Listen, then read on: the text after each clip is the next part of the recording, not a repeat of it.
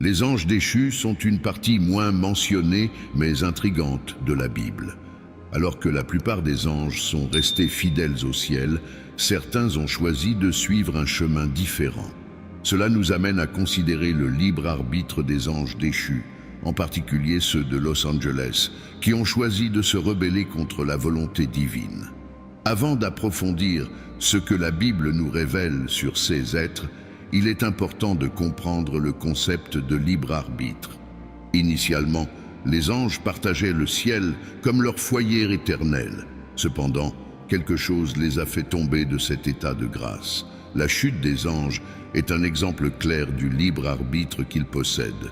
Cette idée est soulignée dans le livre de Judas 56, dans la nouvelle version de la Bible King James. Il est crucial de se souvenir que le Seigneur a libéré le peuple d'Égypte, mais a également puni ceux qui ont perdu la foi. De même, les anges qui ont abandonné leur place désignée et leur demeure céleste ont été condamnés à l'obscurité éternelle, attendant le jugement du grand jour, comme nous le met en garde Judas. Les anges, en tant qu'êtres spirituels, ont également été dotés de libre arbitre. Certains ont choisi de maintenir leur loyauté et leur position céleste, tandis que d'autres ont choisi de défier l'autorité divine. Ce dilemme entre obéissance et rébellion est un reflet du libre arbitre qui leur a été accordé par Dieu. Ceux qui n'ont pas pu maintenir leur position ont été jetés dans les ténèbres, réservées pour le jugement final. C'est une leçon puissante sur les conséquences du choix et la responsabilité qui accompagnent le libre arbitre. L'histoire des anges déchus que nous trouvons dans la Bible va bien au-delà d'une simple narration intrigante. Elle nous offre une profonde réflexion sur le libre arbitre et ses implications. Ces êtres spirituels ont fait face à une décision cruciale qui a eu des conséquences éternelles. C'est un rappel puissant pour nous tous de l'importance des choix que nous faisons et de leur impact sur nos parcours spirituels. Pour mieux comprendre cette histoire, il est essentiel de comprendre le concept d'autodiscipline. L'autodiscipline fait référence à la capacité de se gouverner ou de se contrôler. Dans le cas des anges déchus, ce manque d'autodiscipline les a amenés à abandonner leur position initiale. Ils ont choisi de ne pas suivre le dessein pour lequel ils ont été créés. Dès le départ, les anges, y compris ceux de Los Angeles, étaient destinés à habiter le ciel aux côtés de Dieu, le louant et accomplissant sa volonté, tout comme les humains ont leur rôle désigné sur terre. Les anges ont été créés dans le but de glorifier Dieu de tout leur être. Cependant, certains d'entre eux ont choisi de suivre un chemin différent. Au lieu de rester fidèles au plan divin, ils ont exercé leur libre arbitre de manière contraire. Comme révélé dans la Bible, ces anges déchus sont ceux qui ont choisi de quitter le milieu céleste. La conséquence de ce choix est décrite dans 2 Pierre 2, 4, dans la nouvelle version de la King James. La décision de ces anges d'abandonner leur position dans le ciel a eu des répercussions profondes. En s'écartant du chemin établi par Dieu, ils ont fait face à sa colère. Cela nous rappelle que bien qu'ils soient des êtres spirituels, les anges ont aussi le pouvoir de choisir. Cependant, cette liberté vient avec responsabilité, car chaque choix a ses conséquences. Par conséquent, l'histoire des anges déchus est plus qu'une simple narration religieuse. C'est un enseignement intemporel sur les implications de nos choix. Elle nous incite à réfléchir à nos propres vies et à l'importance de rester fidèles au dessein que Dieu a établi pour nous. C'est un puissant rappel que nos choix n'affectent pas seulement notre propre destin spirituel, mais ont aussi un impact plus large sur le monde qui nous entoure. Il a pardonné aux anges qui ont péché, mais les a jetés en enfer et les a livrés dans des chaînes de ténèbres pour être réservés au jugement. Le chef de ces anges est Satan, qui se transforme en ange de lumière. La déclaration de Paul sur Satan montre ce que 2 Corinthiens 11, 12, 15 dans la nouvelle version King James a été. Mais je continuerai à faire ce que je fais pour couper l'herbe sous le pied de ceux qui veulent être considérés comme nous dans les choses dont ils se vantent, parce que ce sont de faux apôtres, des ouvriers frauduleux qui se transforment en apôtres de Christ. Et ce n'est pas étonnant, car Satan lui-même se transforme en ange de lumière. Il n'est donc pas surprenant que ces ministres aussi se transforment en ministres de la justice, dont la fin sera selon leurs œuvres. La déclaration de Paul sur Satan montre exactement qui il était. Satan est donc pourquoi Paul dit que Satan lui-même se transforme très facilement en ange de lumière, car il était déjà du côté de Dieu, tout comme tous les autres anges ont été créés comme des anges, mais il s'est révélé et a entraîné avec lui. D'autres anges comme eux, ils ont abandonné leur domaine approprié. C'est l'endroit pour apprendre sur la grande rébellion, chez les anges déchus dans le ciel. Et la grande rébellion, comme certains l'appellent, la grande rébellion était un événement lors duquel Satan et un tiers des anges du ciel ont combattu contre Dieu et ses anges dans une tentative de renverser le règne de Dieu dans la sphère éternelle de la révélation. 12 712 dans la nouvelle version King James, et il y eut une guerre dans le ciel. Michel et ses anges combattirent contre le dragon, et le dragon et ses anges combattirent, mais ils ne prévalurent pas, ni leur place ne fut trouvée plus longtemps dans le ciel. Le grand dragon fut précipité, le serpent ancien, appelé le diable et Satan, celui qui séduit toute la terre. Il fut précipité sur la terre et ses anges avec lui. Dans ce contexte, Jésus réconforte ses disciples en leur donnant autorité sur le pouvoir de l'ennemi, mais il met en garde contre l'orgueil lié à ce pouvoir, en soulignant que la vraie source de joie réside dans le salut et la communion avec Dieu.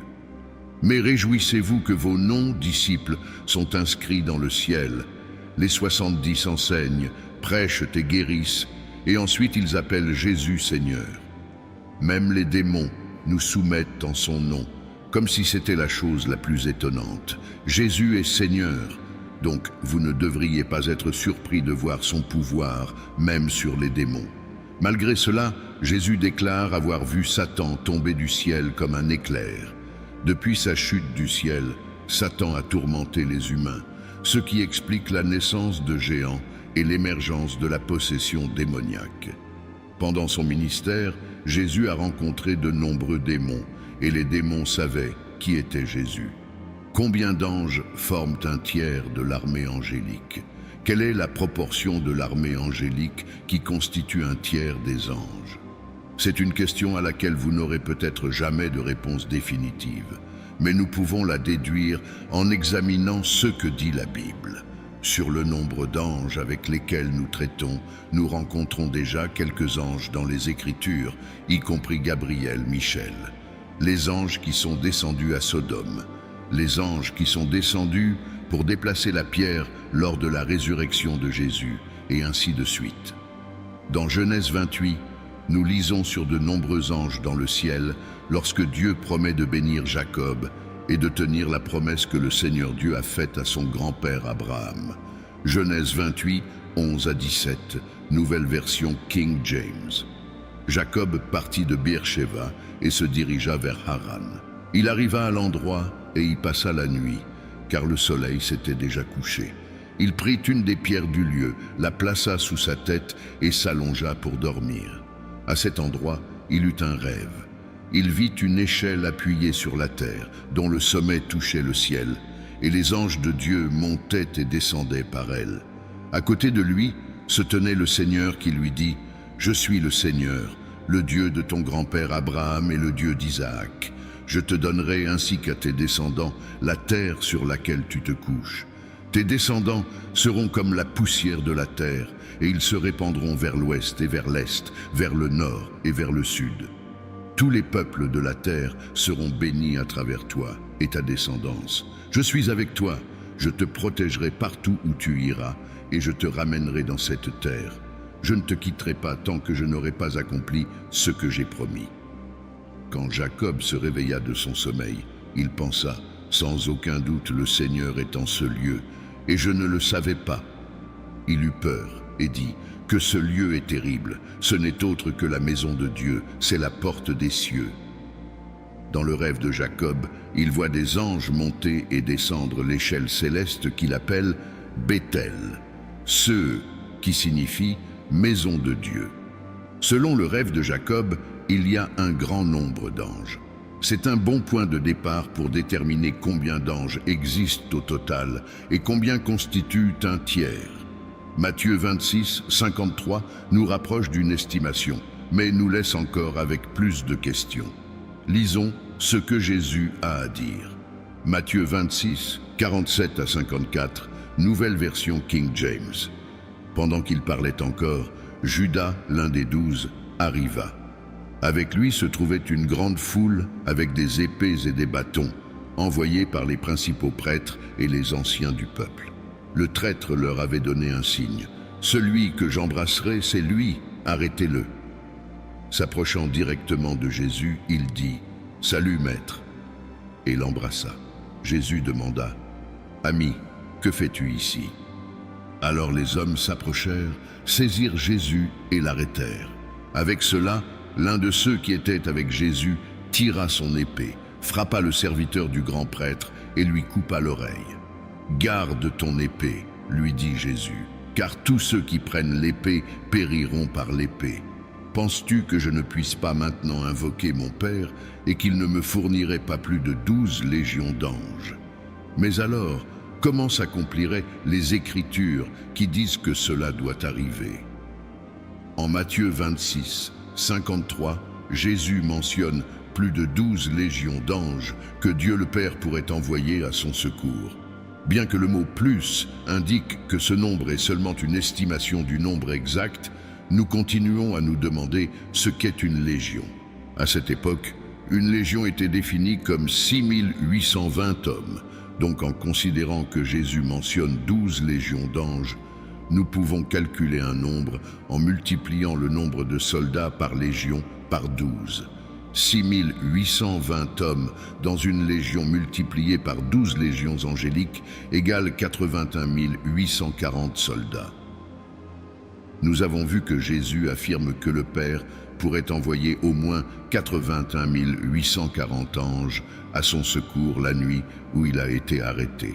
C'est le seul endroit dans les Écritures où nous trouvons un si grand nombre d'anges, mais cela ne signifie pas qu'il y ait plus de 81 840 anges au ciel, y compris les anges déchus, et l'enfer en tant que jugement.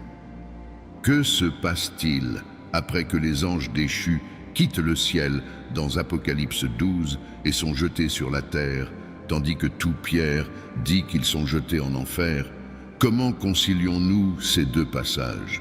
Nous savons déjà que l'enfer a été préparé pour le diable et ses anges. Matthieu 25, 41, nouvelle version King James. Alors il dira à ceux qui seront à sa gauche, « Retirez-vous de moi, maudits, dans le feu éternel, préparé pour le diable et ses anges. » En d'autres termes, l'enfer n'a jamais été créé uniquement pour une personne.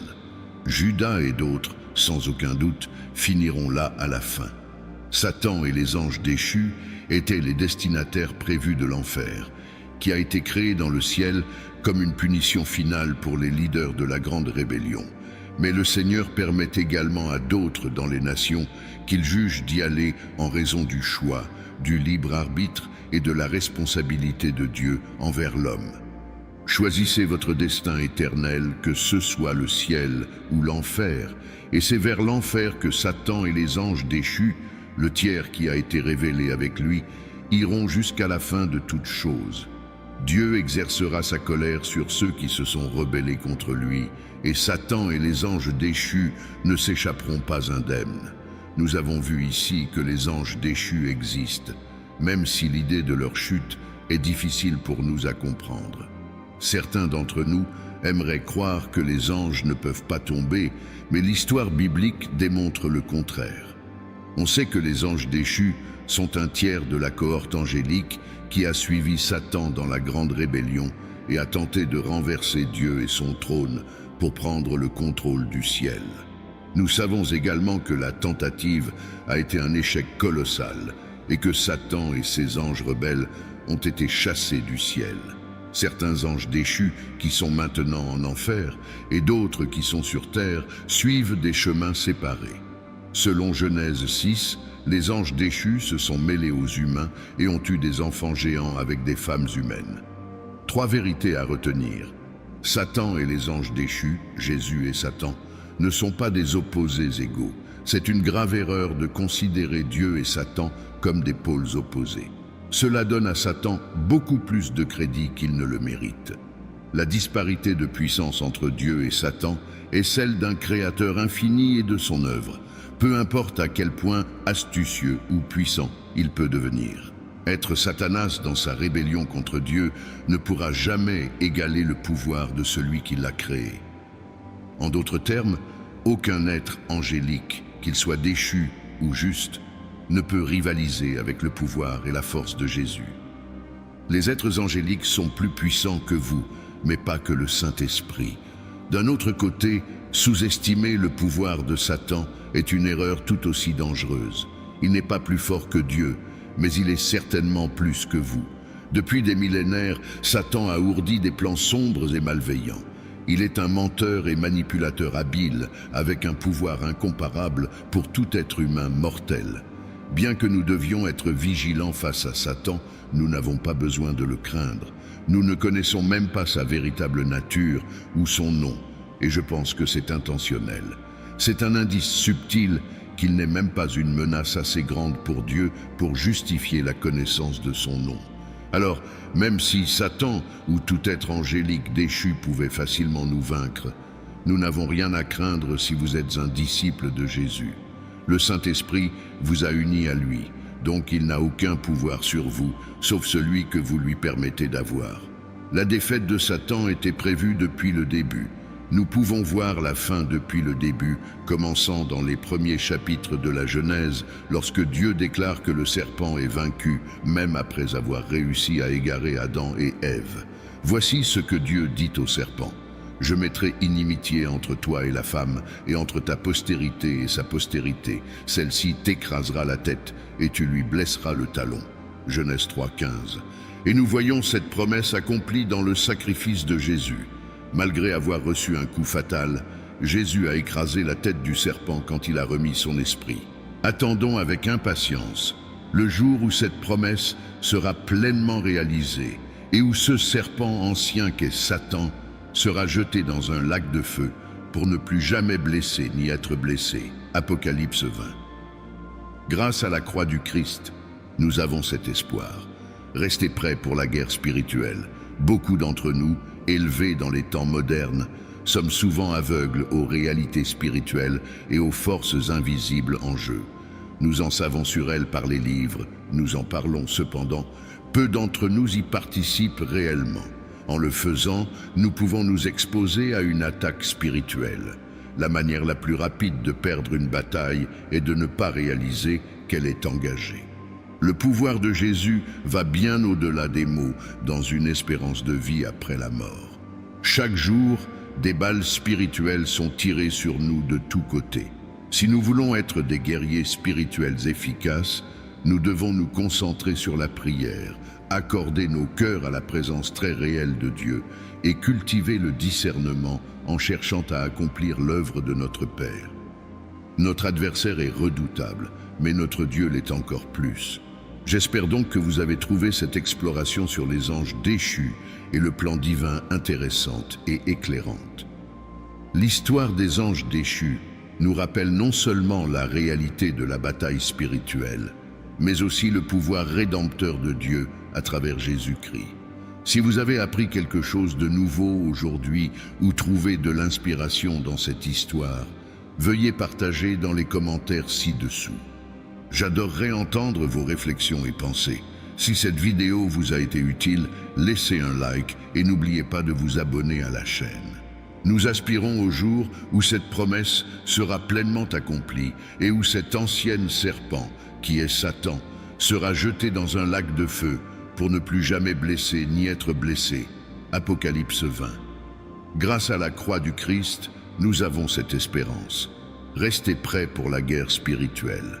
Beaucoup d'entre nous, élevés dans les temps modernes, sont souvent aveugles aux réalités spirituelles et aux forces invisibles en jeu.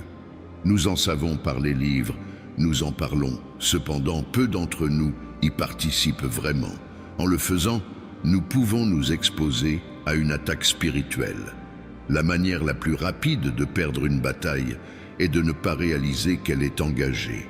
Le pouvoir de Jésus va bien au-delà des mots, dans une espérance après la mort. Chaque jour, des balles spirituelles nous sont tirées de tous côtés. Si nous voulons être des guerriers spirituels efficaces, nous devons nous concentrer sur la prière, accorder nos cœurs à la présence très réelle de Dieu et cultiver le discernement en cherchant à accomplir l'œuvre de notre Père. Notre adversaire est redoutable, mais notre Dieu l'est encore plus. J'espère donc que vous avez trouvé cette exploration des anges déchus et du plan divin intéressante et éclairante. L'histoire des anges déchus nous rappelle non seulement la réalité de la bataille spirituelle, mais aussi le pouvoir rédempteur de Dieu à travers Jésus-Christ. Si vous avez appris quelque chose de nouveau aujourd'hui ou trouvé de l'inspiration dans cette histoire, veuillez partager dans les commentaires ci-dessous. J'adorerais entendre vos réflexions et pensées. Si cette vidéo vous a été utile, laissez un pouce levé et n'oubliez pas de vous abonner à la chaîne pour plus de contenu fascinant et éducatif. L'abonnement restera à jour avec nos dernières explorations et analyses de sujets intéressants. Merci de regarder et de faire partie de notre communauté jusqu'à la prochaine vidéo. Prenez soin de vous et continuez à explorer le monde de la connaissance. 3 hommes parmi nous avons vu le trône de Dieu. Premier Juan, vous êtes-vous déjà demandé à quoi ressemblerait le ciel? C'était une expérience incroyable de pouvoir voir l'intérieur du trône de Dieu et d'être témoin de ce qui se passe au ciel. Juan a eu cette opportunité et nous raconte ce qu'il a observé pendant son temps là-bas dans Apocalypse, chapitre 4, verset 1. Après cela, je regardais, et voici, une porte était ouverte dans le ciel. Et la première voix que j'avais entendue, comme d'une trompette me parlant, dit « Viens ici, et je te montrerai ce qui doit arriver après cela. » Aussitôt, je fus saisi par l'Esprit, et voici, un trône était dressé dans le ciel, et quelqu'un était assis sur le trône. Et celui qui était assis avait l'aspect d'une pierre de jaspe et de sardoine, et un arc-en-ciel semblable à une émeraude entourait le trône. Il y avait un trône, le trône est le point focal de cette vision. Car c'est ce qui a d'abord impressionné Jean, tout le reste est décrit par rapport au trône occupé qui était le centre de l'attention de Jean. Nous lisons que quelqu'un était assis sur le trône, il n'y a pas de trône vide, il y a quelqu'un assis sur ce grand trône céleste. Le trône est une déclaration forte non seulement de la présence de Dieu, mais de sa légitime souveraineté et de son droit de juger. Plutôt que de définir une forme ou une figure précise, Jean a décrit des radiations de lumière brillante en 2 couleurs, jaspe blanc équivalent à un diamant et sardoine rouge. Dans l'Apocalypse, chapitre 4, versets 4 à 6, autour du trône, il y avait 24 trônes, et sur 16 trônes, je vis 24 anciens assis, revêtus de vêtements blancs et ayant sur leur tête des couronnes d'or. Du trône sortaient des éclairs, des voix et des tonnerres, et devant le trône brûlaient 7 lampes ardentes, qui sont les 7 esprits de Dieu. Et devant le trône, il y avait comme une mer de verre semblable à du cristal. Et au milieu du trône et autour du trône, il y avait 4 êtres vivants, remplis d'yeux devant et derrière. Les anciens ont attiré l'attention de Jean, qui avait déjà remarqué les trônes sur lesquels étaient assis les 24 anciens. Ils étaient assis sur des trônes plus petits autour du trône principal. Quel est leur rôle? Les anciens, il y a un débat parmi les religieux pour savoir s'ils sont des êtres humains glorifiés ou angéliques. Certainement le peuple de Dieu semble être représenté par les anciens lorsque tous les aspects sont considérés. Les visions impressionnantes et redoutables au trône de Dieu dans l'Apocalypse, chapitre 4, versets 7 et 8, nous lisons que la première créature vivante était semblable à un lion. La deuxième créature vivante était semblable à un veau. la troisième créature vivante avait le visage d'un homme, et le quatrième être vivant était semblable à un aigle volant. Les quatre êtres vivants avaient chacun 6 ailes, et ils étaient pleins d'yeux tout autour et à l'intérieur, et ils ne cessaient de dire jour et nuit: Saint, Saint, Saint est le Seigneur Dieu Tout-Puissant, celui qui était, qui est et qui vient. Les quatre êtres vivants sont difficiles à reconnaître. La seule chose dont nous sommes sûrs est qu'ils sont des créatures créées par Dieu, puisqu'ils l'adorent. Ils semblent être une combinaison entre les anges d'Ézéchiel, chapitre 10, et les anges d'Isaïe, chapitre 6. Le verset 7 parle des chérubins, tandis que le verset 8 mentionne les séraphins. Les chérubins semblent être liés à un jugement de feu, tandis que les séraphins sont liés à une purification compatissante. Ces créatures ne cessent jamais de chanter sur la sainteté et l'éternité de Dieu. Comme indiqué dans l'Apocalypse, chapitre 4, versets 9 et 10, lorsque les anges donnèrent gloire, honneur et remerciement à celui qui était assis sur le trône au Dieu qui vit au siècle des siècles, les 24 anciens se prosternèrent devant celui qui était assis sur le trône, adorant le Dieu éternel, et jetèrent leur couronne devant le trône. Chaque fois que les anges adoraient l'Éternel sur le trône, les anciens se mettaient à genoux pour adorer le Dieu éternel et jetaient leur couronne devant le trône. Tout comme les anges adorent Dieu, notre adoration aussi doit être inspirée. Pourquoi devrions-nous être moins reconnaissants ou moins louangeurs que les oiseaux qui lisent? Tu es digne, Seigneur et notre Dieu, de recevoir l'honneur, la louange et le pouvoir. Car tu as créé toutes choses, et par ta volonté, elles existent et ont été créées en raison du pouvoir créatif et de la grandeur de Dieu. Les anciens l'adoraient. Le fait que Dieu soit le Créateur lui donne tout droit et toute domination sur tout, tout comme le potier a tout droit et toute domination sur l'argile, comme mentionné dans Romains, chapitre 9, verset 21. Le potier n'a pas le droit de faire de l'argile ce qu'il veut, un objet d'honneur et un autre d'usage commun. Cette vision nous prépare à ce qui va venir. Dieu est vu comme le souverain suprême de l'univers, assis sur le trône de sa gloire, entouré de créatures qui l'adorent, et sur le point de porter jugement sur la terre. La salle du trône est une image du trône de Dieu, qui apparaît plusieurs fois dans ce chapitre. Le trône est mentionné 12 fois. Sans compter les 24 trônes, également mentionnés 12 fois, que nous lisons sur le trône et sur qui est assis dessus, l'accent est mis sur le trône de Dieu. Nous voyons que le trône a été établi dans le ciel et que quelqu'un y est assis. C'est une déclaration respectueuse qui ne mentionne pas qui est sur le trône, car c'est le Dieu Tout-Puissant qui y est assis.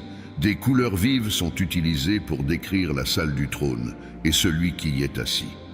Outre l'arc-en-ciel autour du trône, il y a aussi 24 trônes sur lesquels sont assis 24 anciens vêtus de blanc avec des couronnes d'or sur leur tête. Nous nous demandons qui ils sont et ce que représentent les éclairs, les tonnerres et les sons. Du trône de Dieu émane quelque chose de puissant. Celui qui est sur le trône semble très actif. Dieu ne se repose pas là. Il y a du mouvement. Le lecteur est préparé à comprendre la colère de Dieu, comme le montre l'Apocalypse 8 et 5, lorsque des éclairs, des tonnerres et des bruits forts qui représentent le jugement viennent du trône de Dieu alors qu'il envoie ses châtiments. Cela nous rappelle les tonnerres et les éclairs sur le mont Sinaï, lorsque Dieu est apparu. Mais Jean n'est pas le seul à mentionner le trône de Dieu dans la Bible. Un autre est Ézéchiel dans l'Ancien Testament. Ézéchiel décrit une scène similaire à la vision du trône. Ce n'est pas un conte de fées d'un autre temps et d'un autre lieu. Il était un homme réel qui vivait dans un lieu réel et avait des visions extraordinaires de Dieu un jour ordinaire. Ézéchiel a commencé à prophétiser lorsque Juda était encore indépendant et le message de Dieu lui est venu directement à un prêtre.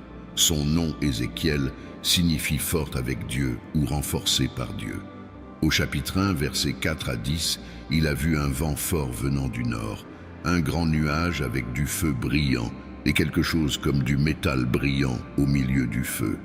Il y avait 4 êtres vivants, ayant l'apparence de l'homme, chacun avec 4 ailes et 4 faces. Leurs pieds étaient droits et semblaient être des pieds de veau brillants comme du bronze poli. Sous leurs ailes, chaque créature avait des mains humaines dans les 4 directions. Leur visage ressemblait à ceux-ci. De face, ils ressemblaient à des humains. À droite, ils ressemblaient à des lions. À gauche, ils ressemblaient à des taureaux. Et derrière eux, ils ressemblaient à des aigles. Ézéchiel a d'abord remarqué un vent fort venant du nord et a vu 4 êtres vivants, chacun avec 4 faces, des ailes, des pieds droits et des mains humaines sous les ailes. Ces créatures représentent les attributs de Dieu, tels qu'ils sont vus dans la création. Sa majesté, sa puissance, son agilité et sa sagesse. Le Seigneur glorieux était assis sur un trône au-dessus du ciel, et à côté de chaque créature se trouvait une roue, ou plutôt une roue à l'intérieur de l'autre. Cette vision de la gloire de Dieu a eu lieu avant l'appel prophétique d'Ézéchiel. Observez les similitudes avec ce que Jean a vu en lisant le livre d'Ézéchiel, chapitre 1. La première chose que nous remarquons dans notre comparaison est qu'Ézéchiel fournit une description beaucoup plus détaillée des 4 êtres vivants.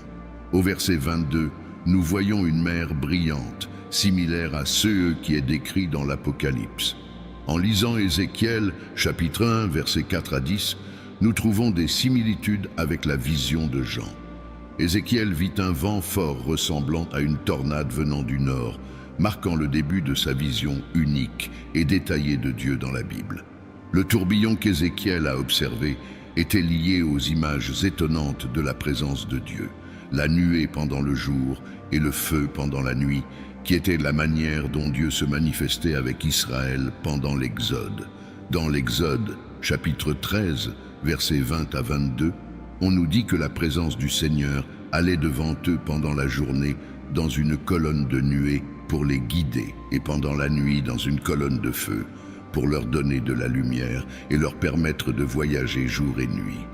Il n'enlevait pas la colonne de nuée pendant le jour ni la colonne de feu pendant la nuit qui se produisait devant la ville. Un feu consumant est un souvenir du buisson ardent que Moïse a vu brûler, mais qui n'a pas été consumé. Nous lisons qu'il y avait un éclat tout autour qui émanait du milieu d'elle.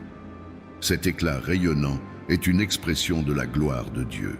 Plus tard, Ézéchiel identifia ces créatures remarquables à l'intérieur de cette présence tournoyante de Dieu comme étant des chérubins. Dans Ézéchiel, chapitre 10, versets 8 à 15, ce sont des créatures angéliques de pouvoir et de gloire unique qui entourent Dieu. Les chérubins font leur première apparition dans le jardin d'Éden, gardant le chemin de l'arbre de vie avec une épée flamboyante, comme raconté dans Genèse, chapitre 3, verset 24. Il est mentionné qu'ils avaient une apparence humaine. Bien qu'Ézéchiel ait observé qu'ils n'étaient pas de la fumée, mais des êtres angéliques, malgré leur forme et leur structure générale semblables à l'humain, ces créatures étaient différentes de n'importe qui sur terre. Les chérubins sont une classe extraordinaire d'êtres angéliques, et c'est l'un des rares endroits dans la parole de Dieu qui nous dit que les ailes sont associées à des êtres angéliques. Les représentations artistiques des chérubins, faites pour des endroits sacrés comme le tabernacle, le temple et l'arche de l'Alliance, mettaient en avant leurs ailes, comme décrit dans la Bible dans Exode, chapitre 25, verset 20. Dans Isaïe, un livre biblique fascinant, nous trouvons des prophéties très bien documentées. Les manuscrits de la Mer Morte, découverts en 1948, ont apporté une copie du livre daté de 100 ans avant Jésus-Christ, bien plus ancienne que la prochaine copie connue, qui date de 900 ans après Jésus-Christ. Pendant le règne d'Israël, Isaïe vivait à Jérusalem et transmettait des messages de Dieu aux dirigeants locaux. Il a averti les dirigeants corrompus des conséquences de rompre l'alliance avec Dieu, avertissant que Jérusalem serait jugée par les puissances étrangères si elle continuait dans l'idolâtrie et l'oppression des pauvres. Cependant, au milieu des avertissements, il y avait aussi un message d'espoir. Isaïe a eu une vision puissante de Dieu dans le temple, entouré par des êtres célestes qui proclamaient sa sainteté. Cette vision lui fit reconnaître sa propre corruption et celle du peuple. Il pensait qu'il serait détruit par la sainteté de Dieu, mais il fut purifié par l'un des séraphins. Dieu confia à Isaïe la difficile tâche de continuer à avertir sur le jugement imminent, sachant que cela endurcirait les cœurs des gens. Dans la vision, les séraphins étaient au-dessus d'Isaïe, chacun avec 6 ailes, proclamant la sainteté de Dieu. En entendant leur voix, les fondations du temple tremblèrent, et celui-ci se remplit de fumée. Isaïe se sentit indigne devant Dieu, mais l'un des séraphins le purifia avec un charbon ardent de l'autel.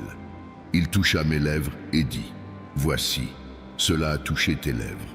Maintenant ta faute est enlevée et ton péché est pardonné. » L'expression « Saint, Saint, Saint » apparaît 2 fois dans la Bible, une fois dans l'Ancien Testament dans Isaïe 6, 3, et une autre fois dans le Nouveau Testament dans Apocalypse 4, 8. Dans les 2 cas, elle est proclamée par des êtres célestes lors d'une vision de quelqu'un étant conduit au trône de Dieu, d'abord par le prophète Isaïe, puis par l'apôtre Jean. La sainteté de Dieu est l'un des attributs les plus difficiles à comprendre. Ce n'est pas quelque chose que nous possédons naturellement. Nous ne devenons saints que par le Christ. Nous sommes sanctifiés par la sainteté de Dieu qui nous rend uniques et nous sépare du reste. Sa sainteté transcende la perfection ou la pureté. C'est l'essence même de sa singularité et de sa grandeur transcendante. Isaïe, dans sa vision, a été témoin de la sainteté de Dieu. Tant lui que Jean dépeignent un Dieu magnifique et saint qui reste le même pour toujours. La sainteté de Dieu est éternelle, tout comme lui est éternel. Nous devons comprendre que Dieu est toujours actif. Ce n'est pas vrai qu'il soit devenu inactif après avoir créé le monde et ait laissé les choses suivre leur cours sans intervention. Dieu est toujours présent et actif sur son trône, contredisant l'erreur de certains qui pensent qu'il est endormi ou inerte. Même lorsqu'il semble y avoir une pause dans son intervention, il est pleinement conscient de ce qui se passe et est activement impliqué dans les événements qui se déroulent dans le monde, comme les tonnerres et les éclairs qui émanent de son trône, symbolisant son autorité et la manière dont il envoie des épreuves à tout le monde. De plus, nous devons réfléchir à la majesté du Seigneur. Comme il le dit lui-même, « Le ciel est mon trône et la terre mon marchepied. Quelle maison pouvez-vous me construire? Où sera le lieu de mon repos? Tout cela a été fait par mes mains et ainsi tout a été créé. Mais je regarderai vers celui qui est humble et contrit d'esprit, qui tremble devant mes paroles. » Nous devons nous émerveiller devant la grandeur de Dieu et comprendre ce qu'il attend de son peuple. Être le Dieu Tout-Puissant implique que nous devons avoir un cœur obéissant qui respecte ses paroles. De plus, il est fondamental de reconnaître que Dieu est aux commandes. Les chapitres 4 et 5 nous montrent les jugements divins sur le monde, nous fournissant une vision céleste qui nous rappelle qui gouverne sur terre. Nous devons adorer Dieu de manière appropriée et lui permettre de nous conduire à travers des expériences que nous considérons comme glorieuses. La gloire de Dieu est le point central de la révélation que Jean a reçue, y compris les jugements qu'il témoignera. Ces événements glorifieront Dieu et éclaireront son action, plutôt que de simplement satisfaire notre curiosité. Le but de cette révélation est de mettre en évidence la magnificence de Dieu et sa souveraineté sur toute chose.